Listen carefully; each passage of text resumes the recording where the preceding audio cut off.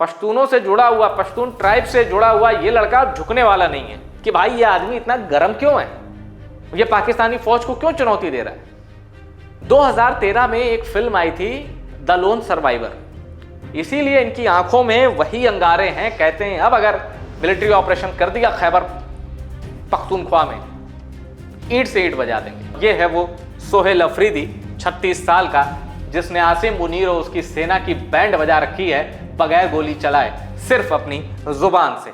पाकिस्तान की दूसरी सबसे बड़ी आबादी ने कह दिया है एक भी मिलिट्री ऑपरेशन अगर उनकी जमीन पर हुआ तो ईंट से ईंट बजा देंगे। और ये कोई मजाक की बात नहीं है। पाकिस्तान के खैबर पख्तूनख्वा में 36 साल के मुख्यमंत्री सोहेल अफरीदी ने सीधे आसिम मुनीर को चुनौती दी है कि अगर अब सैन्य ऑपरेशन के नाम पर खैबर पख्तूनख्वा में खून का एक कतरा भी गिरा तो समझ लेना उसके बाद जो होगा उसके जिम्मेदार तुम खुद होगे। और पाकिस्तान की मीडिया में इस वक्त सोहेल अफरीदी छाए हुए हैं। सोहेल अफरीदी कौन है, अचानक कहां से आ गए, और अचानक 36 साल के लड़के में, मैं लड़का कहूंगा, 36 साल के लड़के में, क्योंकि सियासत में यह जो उम्र होती है ना, मुख्यमंत्री का ओहदा संभालने के लिए बड़ी कम होती है। तो सियासत में अगर 36 साल में किसी को मुख्यमंत्री बना दिया जाए तो राजनीतिक अनुभव के आधार पर उसे लड़का ही कहा जाएगा। तो सोहेल अफरीदी ने कैसे फील्ड मार्शल, पाकिस्तान का सो कॉल्ड फील्ड मार्शल, उसको आंख दिखाई है और उसको कहा है कि आ जाओ खैबर के मैदान में, मिलिट्री ऑपरेशन किया, अंजाम बहुत बुरा होगा। पूरी कहानी बताऊंगा, पर आप ये देख लीजिए, यह है वो चेहरा। 1989 की पैदाइश है, 1989। और जानते हैं जब इमरान खान ने पाकिस्तान को वर्ल्ड कप जिताया था तब ये 3 साल के थे। लेकिन आज इमरान का सबसे मजबूत सिपाही सोहेल अफरीदी बन गया है। इतना मजबूत कि इमरान ने जेल से कहा सोहेल अफरीदी को मुख्यमंत्री बनाओ। कहां का? खैबर पख्तूनख्वा का, जहां पीटीआई सत्ता में है। अली अमीन गंडापुर वहां के सीएम थे, उनको हटाया गया। अब सोहेल अफरीदी कर क्या रहे हैं? पूरे खैबर पख्तूनख्वा में ये जगह जगह जिरगा कर रहे हैं। जिरगा मतलब एक असेंबली होती है, पंचायत समझ लीजिए, एक असेंबली होती है, वहां बड़े बुजुर्ग कबीले के लोग बैठे होते हैं, चर्चाएं होती, उसके बाद कोई नतीजे पर पहुंचा जाता है। ग्रैंड अमन जिरगा नाम दिया गया है। ग्रैंड मतलब बड़ा, अमन मतलब शांति, और जिरगा का मतलब मैंने आपको बता दिया, एक पंचायत आप समझ सकते हैं। लेकिन शांति की पंचायत किस लिए? क्योंकि खैबर पख्तूनख्वा में पाकिस्तान की फौज ने आतंक की ऐसी कहानी लिखी है जिसको क्लोज करने के लिए सोहेल अफरीदी अब आगे आ गए हैं। तभी यह शख्स भागता हुआ दिखाई दे रहा है, और यह शख्स इंतकाम की आग में जो झुलस रहा है, इसको अपनी मंजिल नजदीक दिख रही है। क्या है पूरा मामला? कैसे 36 साल के एक लड़के ने पाकिस्तान की सत्ता को एकदम उनकी टांगे कपकपा दी है, चलिए जानते हैं। लेकिन इसके लिए आपको बीते 15-20 दिनों में जो अपडेट आया है पाकिस्तान को, उसको पूरा समझना पड़ेगा, तब आप समझ पाएंगे कि सोहेल अफरीदी कौन है। चलिए आपको मैं बताता हूं। इनका नाम है अली अमीन गंडापुर। ये पाकिस्तान के खैबर पख्तूनख्वा के मुख्यमंत्री थे, लेकिन 8 अक्टूबर को इन्होंने रिजाइन दे दिया। क्यों? इमरान खान ने जेल से कहा, अडियाला जेल रावलपिंडी में है वो जेल जहां जुल्फिकार अली भुट्टो को एग्जीक्यूट किया गया था। अली अमीन गंडापुर ने कहा कि भाई मैं अपना इस्तीफा दे दूंगा, क्योंकि इमरान खान ने कहा है। इन्होंने कोई उसमें प्रतिरोध, कोई रेजिस्टेंस नहीं दिखाया। ठीक, इनका इस्तीफा हो जाता है। अब 8 अक्टूबर को ये रिजाइन देते हैं। 13 अक्टूबर को सोहेल अफरीदी चीफ मिनिस्टर के लिए नाम सामने आ जाता है कि भाई केपीके का अगला मुख्यमंत्री होगा सोहेल अफरीदी, क्योंकि जेल के अंदर से इमरान खान ने सोहेल अफरीदी के नाम पर मुहर लगाई है। 15 अक्टूबर को सोहेल अफरीदी खैबर पख्तूनख्वा के 19th चीफ मिनिस्टर की ओथ ले लेते हैं। 19वें नंबर के मुख्यमंत्री, मतलब पूरी खैबर में जितने लोगों ने, जितने लोग मुख्यमंत्री रह चुके हैं, उसमें सोहेल अफरीदी खैबर के 19वें मुख्यमंत्री बनते हैं। 15 अक्टूबर को सोहेल अफरीदी ओथ ले लेते हैं। इसके बाद शुरू होता है पाकिस्तान में सबसे बड़ा ड्रामा। क्यों मैं कह रहा हूं ऐसा? सोहेल अफरीदी खैबर पख्तूनख्वा के मुख्यमंत्री पद की शपथ लेने के बाद पहला ही काम कहते हैं, कि अब खैबर पख्तूनख्वा में पाकिस्तान की सेना कोई मिलिट्री ऑपरेशन नहीं करेगी।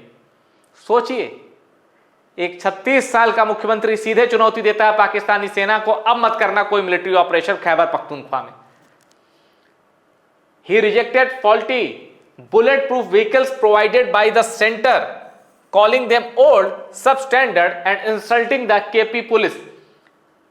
अब इन्होंने कहा कि भाई मैं मुख्यमंत्री हूं, अब मुख्यमंत्री के प्रोटोकॉल में, मुख्यमंत्री की सेफ्टी में, उनकी सुरक्षा में एक पूरी चाक चौबंद व्यवस्था होती है। सोहेल अफरीदी ने कहा कि यार ये जो तुम बुलेट प्रूफ गाड़ियां दे रहे हो ये हटा लो, ये दोयम दर्जे की, 2 कौड़ी की, पुरानी हो चुकी, मेरे किसी काम की नहीं। तो इनको पाकिस्तान की हुकूमत से जो सुविधाएं मिलती इन्होंने मना कर दिया, मैं नहीं ले रहा। He sought to meet Imran Khan in Adiala jail for consultation on formation of cabinet. The prison authorities initially rejected the request. Sohail Afridi ने कहा चलो मैं मुख्यमंत्री तो बन गया, अब मुख्यमंत्री बनने के बाद, चीफ मिनिस्टर बनने के बाद उसकी कैबिनेट भी होती है, डिपार्टमेंट बांटे जाते हैं। मेरी जो कैबिनेट होगी वो मैं इमरान खान से बात करूंगा, इमरान खान जो कहेंगे कि हाँ हाँ इसको बनाओ, तब मैं बनाऊंगा, और मैं पहले इमरान खान से मुलाकात करूंगा। अब इमरान खान तो अडियाला जेल में है, वो तो आ नहीं सकते, तो सोहेल अफरीदी ही पहुंच गए रावलपिंडी की अडियाला जेल। अब वहां जाने के बाद जो ड्रामा शुरू हुआ उसे जानेंगे तो आप चौंक जाएंगे। इनको इमरान खान से मिलने नहीं दिया गया, जेल के बाहर अथॉरिटीज ने रोक दिया। तो सोहेल अफरीदी उसके खिलाफ चले गए इस्लामाबाद हाई कोर्ट। मतलब शपथ लेने के 2 दिन बाद ही एक मुख्यमंत्री हाई कोर्ट चला जाता है। सोहेल अफरीदी का यह ड्रामा देखकर पूरा पाकिस्तान स्तब्ध कि भाई आखिर चल क्या रहा है। लेकिन हाई कोर्ट कहता है कि सोहेल अफरीदी को हक है इमरान खान से मिलने का। अब सोहेल अफरीदी का जो काफिला है वो रोका जाता है पुलिस के लिए, जबकि हाई कोर्ट कह चुका है कि हां सोहेल अफरीदी चाहे तो इमरान खान से मिल सकते हैं। उसके बाद भी उनको नहीं मिलने दिया जाता, चेक पॉइंट पर उनके काफिले को रोका जाता है। In response the chief minister stage the brief sit in outside the jail. धरने पे ही बैठ जाते हैं बाहर, जेल के बाहर ही सोहेल अफरीदी धरने पे बैठ जाते हैं। अब इसके बाद यहां जो ये चीजें होती हैं तो पाकिस्तान की जो इस्टेब्लिशमेंट उसको समझ में आ जाता है कि भाई पश्तूनों से जुड़ा हुआ, पश्तून ट्राइब से जुड़ा हुआ ये लड़का झुकने वाला नहीं है। और मैं पाकिस्तान के अखबारों की हेडलाइंस का हवाला देकर आपको बताता हूं कि कैसे सोहेल अफरीदी ने पाकिस्तान का सिस्टम हिला दिया है। पहली headline, grand jirga rejects operations, calls for dialogue and peace. CM Afridi urged federal government to consult provincial government, tribal representative before decisions on merged districts। कहा केपीके में कुछ भी करना है खैबर पख्तूनख्वा में तो या तो हमसे बात करो, ये सीधे सेना को वार्निंग दी है सोहेल अफरीदी ने कि या तो हमसे बात करो या हमारे कबीले के जो सर्वमान्य नेता हैं, बड़े बड़े नाम हैं, उनसे बात करो। अब दूसरी हेडलाइन, सोहेल अफरीदी ने क्या कहा कि यार 9/11 के बाद पाकिस्तान एक विदेशी युद्ध में घुस गया, पाकिस्तान का कोई लेना देना नहीं था, ऐसा ये कह रहे हैं सोहेल अफरीदी 9/11 में। जबकि सच ये है कि इस दुनिया में कोई भी आतंकी वारदात हो उसका एक कनेक्शन पाकिस्तान से निकल आता है। फ्रांस में चाकू भी चलता है किसी पर, उसका पाकिस्तान कनेक्शन होता है। After 9/11 Pakistan entered a foreign war without our consent, CM Afridi said, referring to the attacks of September 11, 2001, when deadly plane hijackings claimed almost 3,000 lives। इनका कहना है कि तुमने पाकिस्तान, मतलब पाकिस्तानी फौज से कह रहे हैं कि तुमने क्या सोचकर कहा कि हम अमेरिका के साथ हैं इस जंग में, हमसे पूछा, हमारी राय ली। सोहेल अफरीदी खैबर पख्तूनख्वा से आते हैं और एक बेसिक चीज आप जान लीजिए, जिसको आप समझ लेंगे तो आप पूरा सिनेरियो समझ लेंगे कि भाई ये आदमी इतना गर्म क्यों है, ये पाकिस्तानी फौज को क्यों चुनौती दे रहा है। दरअसल खैबर पख्तूनख्वा के जो पश्तून,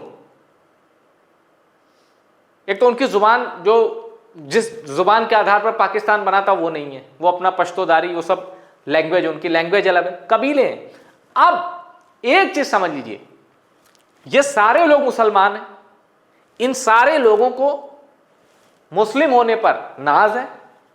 ये सारे लोग कहते हैं कि भाई हम पाकिस्तानी, ठीक, लेकिन ये सबसे पहले खुद को वहां के कबीले से जोड़ते हैं।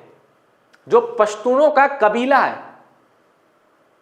ये कहते हैं पहले हम पश्तून है भाई, उसके बाद हम मुसलमान हैं। क्यों? क्योंकि जो इनका कबीला है उससे जुड़ी परंपराएं वो इनके क्या भारत और पाकिस्तान में इस्लाम आने से बहुत पहले से रही हैं, क्योंकि मैं ब्रिटिश इंडिया की बात कर रहा हूं।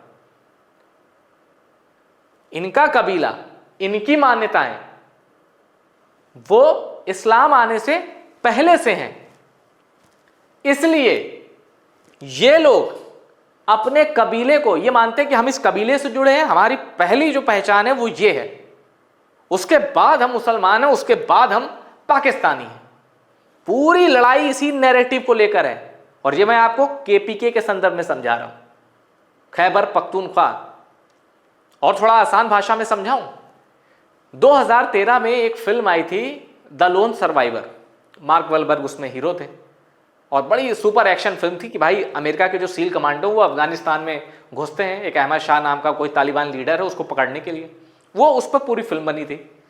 उस फिल्म में दिखाया गया है कि अमेरिकी कमांडो जब तालिबान के एक नोटोरियस कमांडर को पकड़ने के लिए जाते हैं तो कुछ लड़ाई झगड़ा होता है, मतलब गुरिल्ला वॉर टाइप होता है।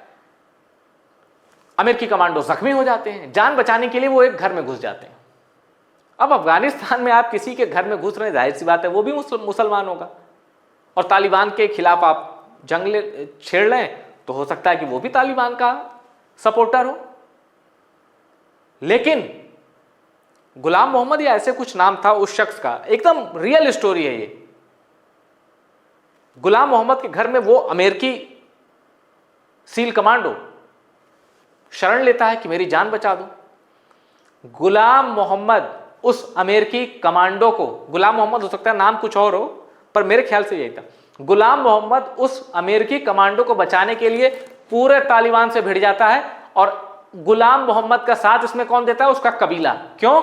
उनके कबीले की ऐसी मान्यता थी कि हमारे घर अगर कोई मेहमान आया या हमारे घर कोई घायल अवस्था में आया कि भाई हमें बचा लो, तो उसके लिए पूरी कायनात से भिड़ जाना है, चाहे सामने कोई भी हो। आप समझ रहे हैं? कबीले की मान्यताएं उनके लिए सबसे प्रमुख हैं, सबसे बड़ी हैं। फिर चाहे अपनों से ही क्यों ना भिड़ना पड़े, अपने मतलब अपने राज्य के लोगों से, अपने समुदाय के लोगों से। कबीला पहले है। ट्राइब्स, खैबर पख्तूनख्वा जो कि पाकिस्तान की कुल जनसंख्या का करीब 15% है, पाकिस्तान की सेकेंड लार्जेस्ट एथनिक ग्रुप है। एथनिक ग्रुप का नाम है पश्तो। सबसे ज्यादा वही पंजाबी हैं 44-45%, फिर पश्तून है 15% और 14% के आसपास सिंधी हैं। तो सेकेंड लार्जेस्ट एथनिक ग्रुप है पश्तून का, और खैबर उनका गढ़ है। और वहां पंजाबी पाकिस्तानियों ने, क्योंकि पंजाब वही सत्ता में है, वही सेना में है, मिलिट्री ऑपरेशन करके कितने कबीलों को मारा है, बच्चे, बेटियां, बेटे, बूढ़े, सबको रौंदा है, सब पे बारूद बरसाए। इसीलिए सोहेल अफरीदी ये देख के बड़े हुए हैं, इसीलिए इनकी आंखों में वही अंगारे हैं। कहते हैं अब अगर मिलिट्री ऑपरेशन कर दिया खैबर पख्तूनख्वा में, ईंट से ईंट बजा देंगे। ये सोहेल अफरीदी की डायरेक्ट वार्निंग है रावलपिंडी के जनरल को, आसिम मुनीर। अब चलो, अभी एक कदम और आगे हैं सोहेल अफरीदी, कह रहे हैं मिलिट्री ऑपरेशन ठीक है रोका, अब हमें हमारा हक दो। सीधे कह रहे हैं कि ठीक है मिलिट्री ऑपरेशन तो रोकोगे ही, अब तुम हमें हमारा हक दो जो हमारे कबीलों का हक है। और वो हक क्या है? देखिए, पाकिस्तानी अखबार से मैं आपको समझा रहा हूं। He demanded the immediate release of pending federal funds for the merged tribal district, including rupees 550 billion and rupees 2200 billion from the net hydro power project, urging the center to fulfill commitments made at the time of the merger. We are not asking for charity, we are demanding what is rightfully ours. हम खैरात नहीं मांग रहे, हम वही मांग रहे हैं जिस पे हमारा हक है। सोहेल अफरीदी जो भी तकरीरें करते हैं उसमें साडा हक एथियक के नारे लगते हैं। आप यूट्यूब पे मारिए, सर्च मारिए सोहेल अफरीदी जिरगा, सोहेल अफरीदी स्पीच, आग उगलते शब्दों की ऐसी जादूगरी है इनके पास कि पूरे जो आबादी इनको सुनती है, अगर वहां एक भी पाकिस्तानी फौज दिख जाए उसको खदेड़ मारेगी।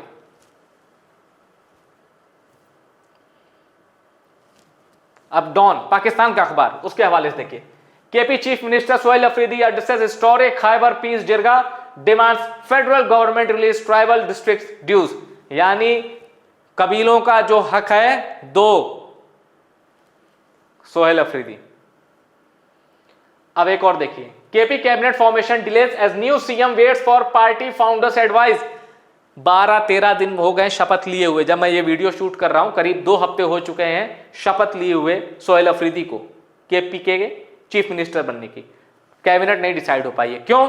अड़े हैं, अड़ा है कि इमरान खान से मिलूंगा नहीं, कैबिनेट डिसाइड नहीं होगी। और ये जो अड़ियल रवैया है ना, ये इनकी विरासत है उस कबीले की।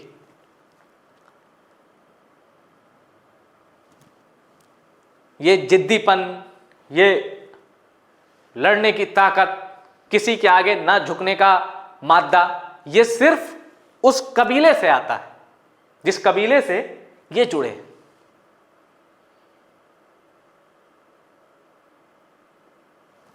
और वो अफगान बॉर्डर है, तो अफगानी में भी चूंकि पश्तून वहां भी हैं, तो वो शेयर करते हैं, ये जो साहस है वो शेयर करते हैं, वो उस कबीले की शान है।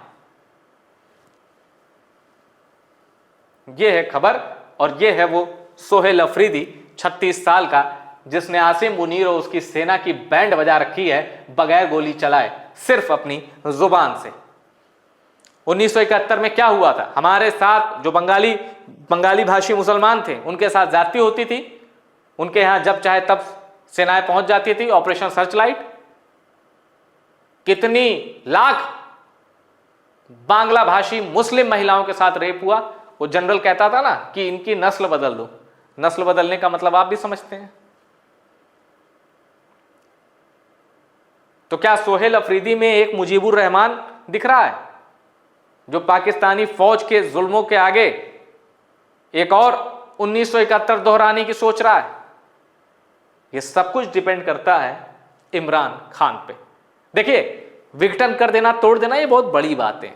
ऐसा नहीं है कि मैं कह दूं केपीके को तोड़ देगा, पर ये जो टकराव है ना, ये जो क्लैश है फोर्स में, केपीके की गवर्नमेंट में, ये यूं ही नहीं है। इमरान खान को जेल में बंद कर रखा है। इमरान खान क्या सत्कार करेंगे, सेवा करेंगे पाकिस्तान फौज की? पाकिस्तान फौज की बैंड बजा देंगे इमरान खान तब तक जब तक कि उसका जो जनरल है, यानी जो आर्मी चीफ है, चीफ ऑफ आर्मी स्टाफ, अभी ये आसिम मुनीर, जब तक ये नहीं बदला जाता, जब तक आईएसआई का सरगना नहीं बदला जाता, आसिम मलिक, तो ये जो नाम है आसिम मुनीर और आसिम मलिक की जो जोड़ी है, जब तक ये नहीं बदलेगी और जब तक ये जेल से बाहर नहीं आएंगे, बगावत का बवंडर नहीं थमने वाला। तेवर मुजीबुर रहमान जैसे ही रहेंगे, कोई नहीं रोक सकता। और अगर ऐसे नाजुक मौके पर पाकिस्तानी फोर्स ने शक्ति दिखाई, जो कि आजकल उसके डिफेंस मिनिस्टर बौराए हुए हैं,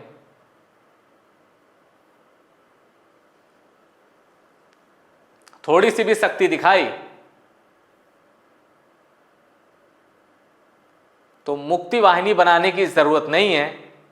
केपीके की ट्राइब, केपीके के कबीले, केपीके के लड़ाके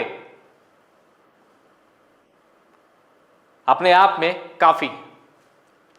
ये रिपोर्ट पसंद आई हो इसको शेयर करिएगा और टॉप सीक्रेट को सब्सक्राइब जरूर करिएगा।